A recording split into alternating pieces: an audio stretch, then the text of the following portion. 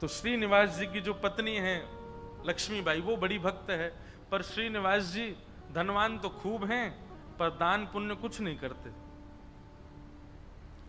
ठाकुर जी के मन में आया कि लक्ष्मीबाई तो इतनी हमारी भक्त है, इसका पति श्रीनिवास भी हमारा भक्त होना चाहिए। तो ठाकुर जी एक दीनहीन से ब्राह्मण का रूप बना करके एक सामान्य से बड़े अति दीन ब्राह्मण का रूप बना करके श्रीनिवास जी की दुकान पर आ गए। उनका बढ़िया कुछ व्यापार था, वहां पहुंच गए। श्रीनिवास जी बोले, कहिए विप्र देवता, क्या सहायता करें आपकी? बहुत ध्यान से सुनिएगा। भगवान दीनहीन से ब्राह्मण बन के गए, बोले देखिए आप तो नगर सेठ हैं, आप पर तो इतना धन है, आपका तो इतना बड़ा व्यापार है, मेरे बालक का जनेऊ संस्कार यज्ञोपवीत होना है, मुझ पर ज्यादा धन नहीं है, यदि आप मेरी थोड़ी सी सहायता कर देंगे तो मैं अपने पुत्र का जनेऊ संस्कार कर दूंगा। श्रीनिवास जी ने मन में विचार किया, बोले कि आज इसकी सहायता कर दी तो कल कहेगा बेटे का ब्याह है, उसके लिए कर दो, फिर उसमें कर दूंगा, कहेगा बेटे के बेटा हुआ, उसमें सहायता कर दो, ये लगा ही रहेगा। एक बार सहायता कर दूंगा तो हमेशा के लिए इसके द्वार खुल जाएंगे, आता ही रहेगा कुछ ना कुछ मांगने। तो श्रीनिवास ने कह दिया, आज मैं बहुत व्यस्त हूं, आप कल आ जाना। जैसी आज्ञा। दूसरे दिन फिर से ठाकुर जी आ गए, दीनहीन से ब्राह्मण। बोले आपने आज बुलाया था, आप कुछ सहायता कर दीजिए। अब वो अपना काम वाम इधर उधर करने लगा, दिखाने ऐसे लगा कि बहुत व्यस्त है। श्रीनिवास जी फिर बोले आप कल आइएगा, मैं आज भी बहुत व्यस्त हूं, मैं कल आपसे मिलूंगा। ठाकुर जी बड़े दीनहीन, बड़े सरल, जैसी आज्ञा, मैं कल आ जाऊंगा। फिर चले गए। तीसरे दिन फिर ठाकुर जी आ गए। श्रीनिवास बोला ये तो रोज आ जाता है, क्या करूं इसका? श्रीनिवास जी ने बाहर कुछ 2-3 बालक बैठा दिए, बोले जैसे ही ये ब्राह्मण आता देखे मुझे बता देना, मैं कहीं भाग जाऊंगा, मैं मिलूंगा ही नहीं इसको। रोज कल कल कल करते करते 3 महीने बीत गए। अब तो ऐसी स्थिति हो गई कि जैसे ही ब्राह्मण आता दिखता, श्रीनिवास कहीं से भाग जाता और सबको ये बोल देता इसको बोल देना है ही नहीं, चले गए कहीं बाहर। कब आएंगे? बोले 2 महीना बाद आएंगे। 2 महीना की तो छुट्टी मिले। ठाकुर जी बोले मैं 2 महीना प्रतीक्षा कर लूंगा, 2 महीने बाद आ जाऊंगा। और ठीक उस तिथि के 2 महीना बाद ठाकुर जी फिर आ गए। अब कोई हम आप जैसा व्यक्ति होता तो फिर अपना स्वाभिमान देखता, अरे क्या रोज रोज इसके द्वार पर जाना। लेकिन वो तो ठाकुर जी है ना, ठाकुर जी को स्वाभिमान थोड़ी रहता है। ठाकुर जी को तो ये इस पर कृपा करनी है मुझे, वो तो ढीठ बन जाते हैं। और ढीठ भी नहीं, हमारे ब्रज में तो ऐसा विनोद में कहते हैं ठाकुर जी महाढीठ बन जाते हैं। एक बार एक भक्त की कथा आती है कि उससे सब लोग कहते थे गंगा जी स्नान करने जाओ। वो गंगा जी इसलिए नहाने नहीं जाता था कि वहां पंडे पुजारी पकड़ लेंगे, कहेंगे दक्षिणा दो, वो दक्षिणा नहीं देनी पड़े, इसलिए गंगा जी नहीं नहाता था। पत्नी ने एक दिन कहा मैं भोजन नहीं बनाऊंगी और मैं मायके चली जाऊंगी अगर आप गंगा स्नान करके नहीं आए तो गंगा स्नान करने गया तो साधारण घाटों पे नहीं गया, उस घाट पे गया जहां पर शव जलाए जाते हैं। वहां पे पंडे पुजारी होते ही नहीं है। बोलो वहां नहाऊंगा तो कोई नहीं आएगा। कंजूसों की भी। अच्छा एक और चीज, हमने कई भक्तों के चरित्र देखे, कंजूसों से भी ठाकुर जी की बड़ी मैत्री है। दान पुण्य करने वाले to ठाकुर जी के हैं ही, लेकिन जो कंजूस होते हैं ना ठाकुर जी उनका भी पीछे छोड़ते नहीं है, कैसे ना कैसे भी करके उनका पैसा निकलवाते ही हैं।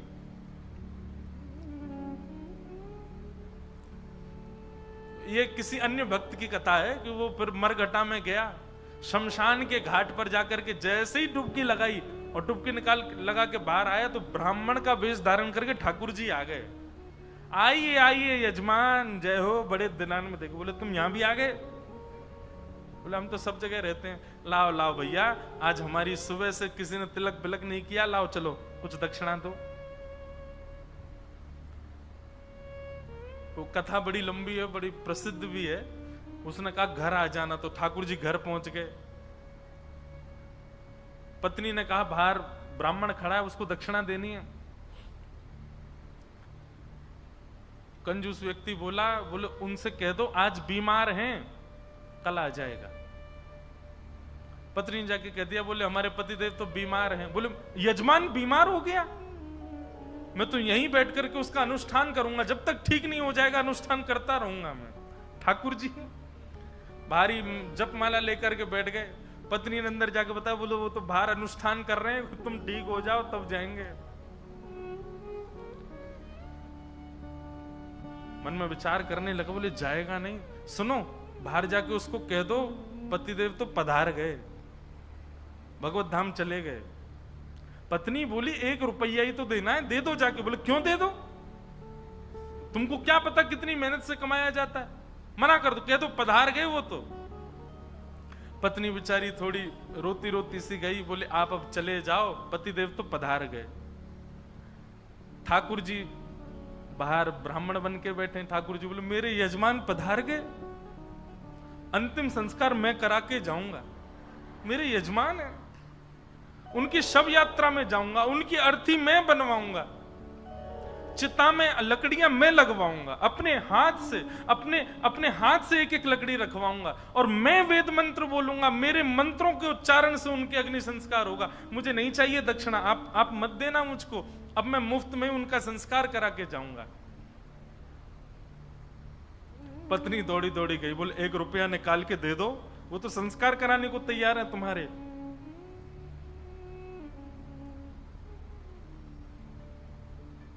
कंजूस बोला सुनो एक काम करो, अर्थी लगाओ तुम, और अर्थी बंधवा करके लेट गया। बोले चुपचाप बस ले चलो, थोड़ी दूर तक चलेगा, फिर वो चला ही जाएगा, जब दिख जाएगा ना कि हाँ ये वास्तव में मर गया है तो कुछ नहीं मांगेगा। महाराज अर्थी पर चढ़ गया, राम नाम सत्य बुलवाता हुआ जा रहा है शमशान, लेकिन 1 रुपया नहीं दे रहा है। ठाकुर जी भी चल रहे, बोले तू ढीठ है मैं महाढीठ हूं, मैं भी लेके ही जाऊंगा। शमशान पहुंच गए, वहां पर चिता बन गई, चिता में शव को रख दिया। उसका छोटा बच्चा वो अपने पिता के पास जाके, पिताजी दे दीजिए ना, वो यहीं खड़ा है वेद मंत्र बोल रहा है, आपके सारे तो पिंडदान करवा दिए उसने, अब दे दीजिए उसको। बोले तू कुछ मत कर, तू परिक्रमा लगा के चिता में अग्नि लगा, जैसे ही थोड़ी अग्नि प्रज्वलित होगी चला जाएगा, मैं उठ के बाहर आ जाऊंगा। बालक ने जैसे ही चिता में अग्नि लगाई, चिता जलने लगी।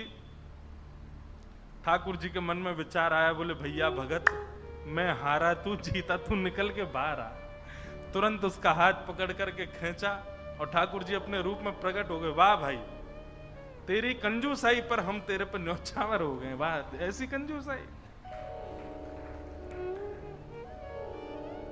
ऐसे अद्भुत अद्भुत भक्त हुए ठाकुर जी के।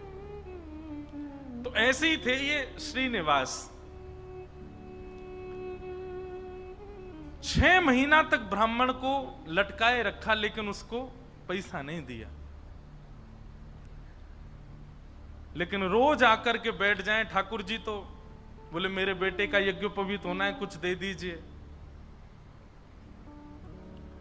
श्रीनिवास ने कहा इससे बचने का कोई और उपाय ढूंढना पड़ेगा।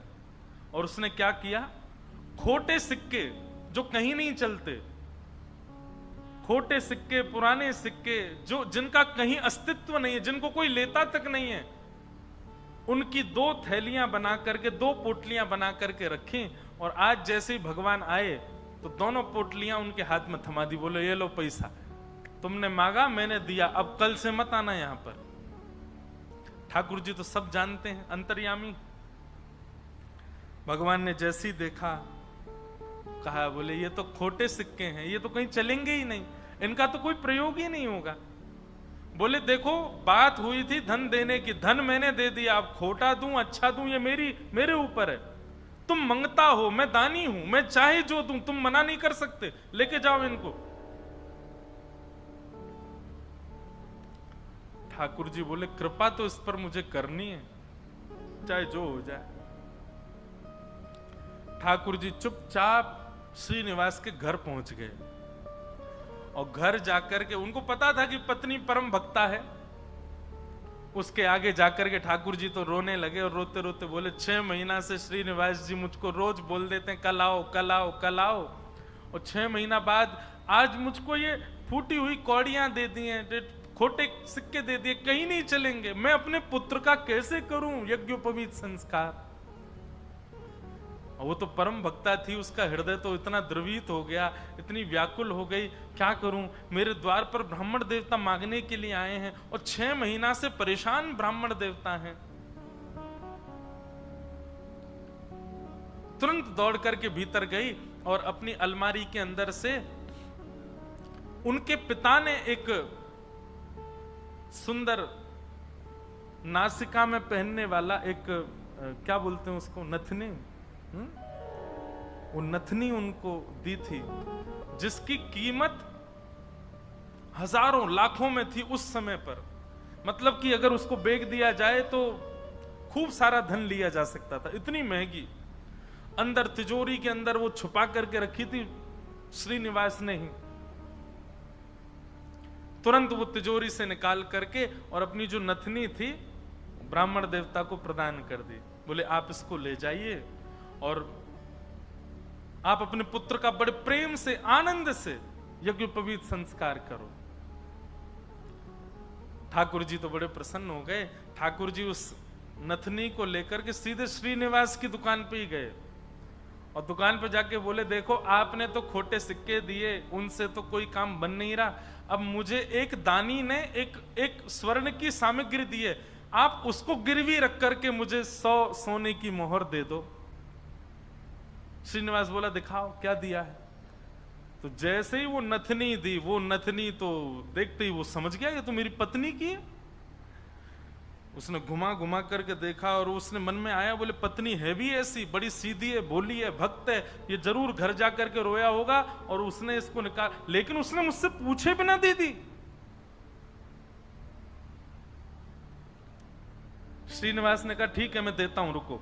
भीतर गए और अपनी दुकान की तिजोरी में ले जाकर के वो नथनी श्रीनिवास ने रख दी और बाहर आकर के कहा अभी मुझ पर मोहर नहीं है, आप कल आइए, कल 100 सोने की मोहर लेकर के जाइएगा मुझसे। भगवान बोले कल दे देंगे ना आप? बोले पक्का दूंगा, मैंने आपकी रख ली ना, नथनी अपने पास रख ली, सोने की मोहर कल दूंगा, अभी जाओ। ठाकुर जी तो वहां से चले गए। श्रीनिवास क्रोध में तिलमिलाता हुआ, आंखें लाल पड़ी, चेहरे का ताम्रवर्ण हो गया, घर पहुंचा अपने। घर में जाती चिल्लाने लगा कहां हो, बाहर आओ निकल करके। पत्नी दौड़ी दौड़ी आई, क्या हुआ क्या हुआ? बोले सुनो, तुम्हारे पिता ने जो तुमको नथनी प्रदान की थी बड़ी बहुमूल्य, उसमें बहुत सारे रत्न लगे हैं, बहुत सुंदर एक हीरा लगा, जरा लेके तो आना, मुझे देखनी है वो। अब पत्नी घबराने लगी, बोली वो तो मैंने ब्राह्मण को दे दी और श्रीनिवास अपनी तिजोरी में रख करके आए थे। इधर उधर घूमने लगा और बार बार पूछे कहां है नथनी, जल्दी लेकर के आओ। पत्नी घबरावे, थोड़ी देर में बोला यदि तुम लेकर के नहीं आई तो तुमको जीवित गाड़ दूंगा मैं, तुम्हारी मृत्यु कर दूंगा मैं, जल्दी लेकर के आओ, भीतर जाओ। श्रीनिवास का क्रोध देख करके जो लक्ष्मीबाई उनकी पत्नी थी वो कक्ष के भीतर गई, अंदर से किवाड़ लगा करके खूब रुदन करने लगी, स्मरण करने लगी, हे जगतनाथ, हे प्राणनाथ, मैंने अपराध किया है कि मैंने अपने पति से बिना पूछे घर की सामग्री किसी को दे दी, पर वो किसी दरिद्र व्यक्ति को तो नहीं दी, किसी गलत स्थान पर तो नहीं दी। एक ब्राह्मण बेचारा केवल अपने परिवार का पालन करने के लिए कुछ मांग रहा है, 6 महीने से परेशान था, उसको यदि मैंने दी, इसमें भी आपकी सेवा का भाव रखा मैंने, क्योंकि मैंने सुना है कि ब्राह्मण आपके मुख हैं, कोई ब्राह्मणों की सेवा करता है तो वो आपके मुख की सेवा के समान होता है। मुझसे अपराध तो हो गया है नाथ, लेकिन मैंने तो आपकी सेवा के लिए किया है। मेरे प्राण तो आज निकल जाएंगे, पति मुझे मेरे जीवित छोड़ेंगे नहीं, लेकिन मैं उनके हाथों मर करके उन पर दोष लगे ऐसा नहीं करूंगी, मैं स्वयं अपने प्राण त्याग दूंगी। और उन्होंने तभी वहां कक्ष में कुछ ऐसी सामग्री थी, उससे विष लेकर के एक कटोरी में और पीना चाहा, और अंत समय में बस एक भावना रखी, हे मेरे ठाकुर जी, केवल आप उस ब्राह्मण को सुरक्षित रखिएगा, उसके परिवार को सुरक्षित रखिएगा, कहीं ये लड़ते झगड़ते उसके ऊपर आक्षेप ना डाल दें, उसके ऊपर कोई कष्ट ना दे दें, उसके बालक का अच्छे से यज्ञोपवीत संस्कार हो जाए। मेरी बस यही प्रार्थना है। मैं प्राण इसलिए नहीं त्याग रही हूं कि मेरे साथ कुछ गलत हुआ, कुछ अन्याय हुआ, मैं प्राण इसलिए त्याग रही हूं नाथ कि कहीं मेरे पति के ऊपर कोई आक्षेप ना लगा दे, और आप नाथ कृपा करना, मेरे तो प्राण निकल जाएंगे पर मेरे जीवन की शेष भक्ति जो है वो मेरे पति के जीवन में आ जाए। ऐसा कहते ही जैसे ही विष मुख के पास लेकर के पान करने लगी लक्ष्मीबाई, तभी एक खनक जैसी हुई, एक आवाज जैसी आई। नेत्र खोल करके देखा तो जो नथनी थी उनकी, वही ऊपर से गिरी है उस विष की भरी हुई कटोरी में। नेत्र खोल करके देखा तो ये तो वही नथनी है, ये तो मेरी ही नथनी है, ये यहां कैसे आ गई? ठाकुर जी को बार बार धन्यवाद कहने लगी। निश्चित ही श्री ठाकुर जी ने कृपा करके ये मुझे प्रदान कर दी। तुरंत उस पात्र को दूर रख करके नथनी हाथ में लेकर के, भगवान पर विश्वास तो उनका था ही, प्रसन्न मुद्रा में द्वार खोल करके बाहर आई और बाहर आकर के श्रीनिवास जी को दिखा दी, लीजिए ये लो नथनी। अब यहां श्रीनिवास का दिमाग घूम गया, बोले नथनी तो मैं अपनी तिजोरी में रख करके आया हूं, ये अंदर से कैसे निकाल के लिए आई? उसने नथनी पकड़ी, बोले ये तुम्हारी है ना? बोले हाँ मेरी है, देखिए ना वही हीरा है, वही रत्न है, वही स्वर्ण है। श्रीनिवास बोला हाँ है तो वही। वो कुछ नहीं, बात ही नहीं करी, नथनी लेकर के सीधा अपनी दुकान पर गया और दुकान पर जाकर के तिजोरी जो कि यथावत जैसी ताला आदि लगा के गया, जनेऊ में चाबी फंसा रखी थी, चाबी निकाल करके जैसे ही तिजोरी खोली और तिजोरी खोल करके भीतर देखा तो जिस तिजोरी में नथनी रखी थी वो वहां थी ही नहीं। श्रीनिवास तो व्याकुल हो गया, बोले ये कैसे संभव हो सकता है? वो तो घर गया, घर जाकर के पत्नी से कहने लगा, बोले मुझे सब सत्य बताओ, मुझे पता है कि ये नथनी अंदर नहीं थी, लेकिन मुझे सत्य जानना है कि अंदर आई कैसे। मैं तुम्हारे हाथ जोड़ता हूं, मुझे सत्य बताना। तब पत्नी ने सारा वृत्तांत बताया। बोले एक ब्राह्मण 6 महीने से आपकी दुकान के चक्कर लगा रहे थे, आपने उनको कुछ नहीं दिया, वही मेरे पास आए तो मुझे कुछ नहीं मिला तो मैंने वो नथ उनको प्रदान कर दी, बस मैंने उनको प्रदान की थी। अब आपको कैसे इसका पता चला ये नहीं। तो फिर आगे श्रीनिवास ने बताया, बोले ब्राह्मण मेरे पास आए और मेरे पास आके नथनी को उन्होंने गिरवी रखा, 100 सोने की मोहर मांगी थी, मैंने कल आने के लिए उनको कहा, मैंने तिजोरी में रखी, लेकिन तुम्हारे पास कैसे आई अंदर? पत्नी ने बताया, बोले जब आप बहुत क्रोध करने लगे तो भीतर जाकर के मैं विष पान करने की योजना बना रही थी, और जैसे ही मैंने विष अपने मुख से लगाया तभी खनक करके आवाज आई और जिस पात्र में विष था उसमें नथनी अपने आप आकर के गिर पड़ी। ये बात सुनते ही श्रीनिवास रुदन करने लगे, रोने लगे, और रुदन करते करते उनको वो बार बार ब्राह्मण की छवि दिखाई देने लगी और बार बार उसकी छवि में ठाकुर जी का रूप दिखने लगा। वो स्मृति आने लगी कि जब मैं कह देता था कल आ जाना तो बेचारे ऐसे हाथ जोड़ करके, ठीक है बाबूजी मैं कल आ जाऊंगा, पर कल आप दे देंगे ना मेरे पुत्र का यज्ञोपवीत होना है। ये सारी स्मृति श्रीनिवास के चित्त में उठने लगी और ये विश्वास प्रगाढ़ हो गया कि ये सामान्य ब्राह्मण नहीं थे, साक्षात ठाकुर जी थे, और ये ठाकुर जी अनुग्रह करके मुझसे दान कराने के लिए आ रहे थे। अरे दान क्या कराने आ रहे थे, मेरे आगे हाथ जोड़ करके मांगने के लिए आ रहे थे। मैं जप नहीं करता, तप नहीं करता, संध्या नहीं करता, साधना नहीं करता, वो मेरे द्वार पर ठाकुर जी आकर के ऐसे खड़े हो जाते थे भिक्षुक के भांति कि कुछ दे दो। मैंने ठाकुर जी को भिक्षुक बनाया, मैंने ठाकुर जी को प्रतीक्षा करवाई, मैंने ठाकुर जी को टालता रहा। अपनी पत्नी के चरण पकड़ लिए, बोले तुम्हारी भक्ति किस योग्यता है? मैं तो घोर नास्तिक हूं, मैंने तो अपने जीवन में कुछ भी अच्छा नहीं किया। ये तुम्हारी भक्ति का प्रभाव कि ठाकुर जी मुझ पर अनुग्रह करने के लिए आ रहे हैं। मैंने ठाकुर जी को टहलाया, मैंने ठाकुर जी से प्रतीक्षा करवाई, मैंने ठाकुर जी को इतना कष्ट दिया इस संपत्ति के लिए, इस धन के लिए।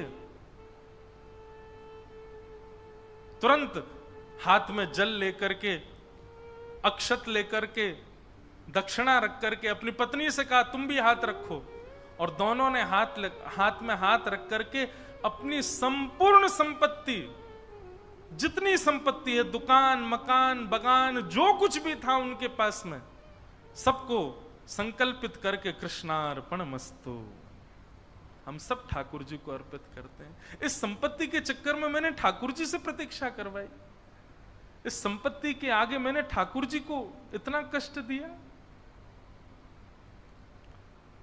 और उसी दिन से ही श्रीनिवास की स्थिति ऐसी हो गई कि अपना जितना धन था धीरे धीरे धीरे धीरे करके ब्राह्मणों में, संतों में, वैष्णवों में, अयोग्यों में, गरीब कन्याओं के विवाह में, गरीब बालकों की पढ़ाई में करते करते करते करते एक तो होता है कि इतना खर्च करें कि हमारा घर भी चले, पर नहीं, इसकी तो ऐसी स्थिति हो गई कि अब वो कुछ रखते ही नहीं है अपने पास।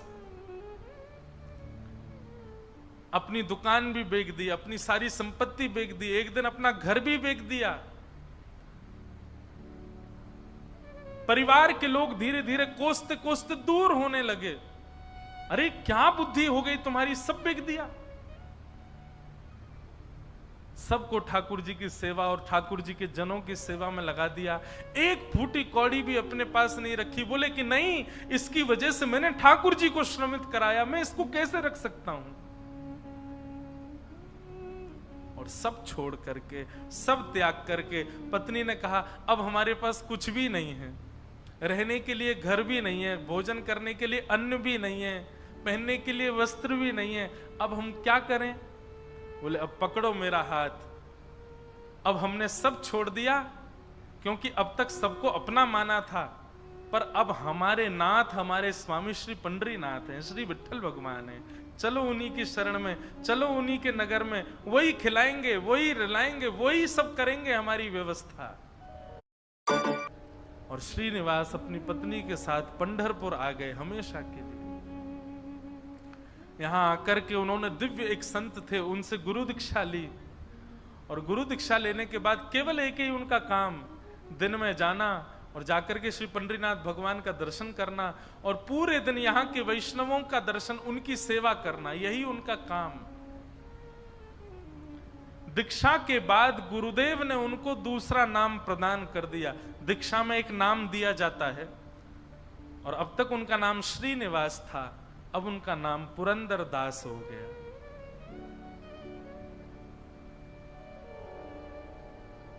श्री पुरंदर दास चंद्रभागा नदी के तट पर बैठे रहते, दिन भर विठ्ठल विठ्ठल विठ्ठल विठ्ठल विठ्ठल बस चिंतन करते, और उस स्वरूप का ध्यान करते जो ब्राह्मण रोज अपने हाथ फैला करके दुकान पर आता था। चार लोगों को बैठ करके बताते कि मेरी दुकान पर कैसे ठाकुर जी आते थे, और मैं नालायक, मैं दुष्ट प्राणी, मैं रोज उनसे कहता था कल आ जाना, कल आ जाना। अरे मैंने कितना बुरा किया, लोग खड़े करके दिखवाता था, दूर से दिख जाते तो मैं भाग जाता था। मेरे द्वार पर साक्षात जगन्नाथ आते थे, और मैं उनके साथ ऐसी लीला करता, ऐसा कपट करता था। उस कपट का ही दंड दे रहा हूं खुद को। और उसी स्थिति में रहते रहते रहते रहते श्री पुरंदर दास जी एक कवि के रूप में निर्मित हो गए, और ठाकुर जी की सुंदर सुंदर रचनाएं लिखने लगे। सुंदर सुंदर पदावली, सुंदर सुंदर भाव, लेकिन पुरंदरदास जी का यह भाव है कि वो अधिकतर रचनाएं कन्नड़ भाषा में ही लिखते थे और सुंदर रचनाएं करके श्री पंढरीनाथ भगवान को सुनाया करते थे। पंढरपुर आने वाले भक्त पुरंदरदास जी की रचनाएं सुनकर के आनंदित हो जाते थे और श्री पंढरीनाथ भगवान के सन्मुख कीर्तनकार जा जा करके उस रचनाओं को गाया करते थे। इस प्रकार पुरंदरदास जी अपना जीवन शेष समय एक कवि के भांति भगवान लीला चिंतन करते करते उन्होंने ठाकुर जी के श्री चरणों में अपने प्राणों का परित्याग कर दिया। कहने का अभिप्राय,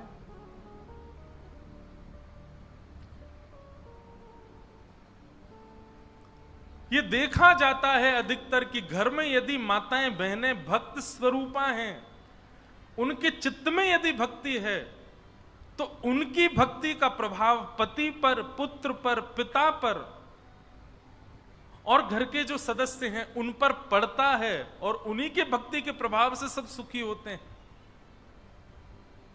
जिस प्रकार लक्ष्मीबाई की भक्ति के प्रभाव से श्रीनिवास परम भक्त हुए और परम भक्त होकर के श्री ठाकुर जी के चरणों को प्राप्त हो गए, ऐसे श्री पुरंदरदास जी को हम बारंबार प्रणाम करते हैं।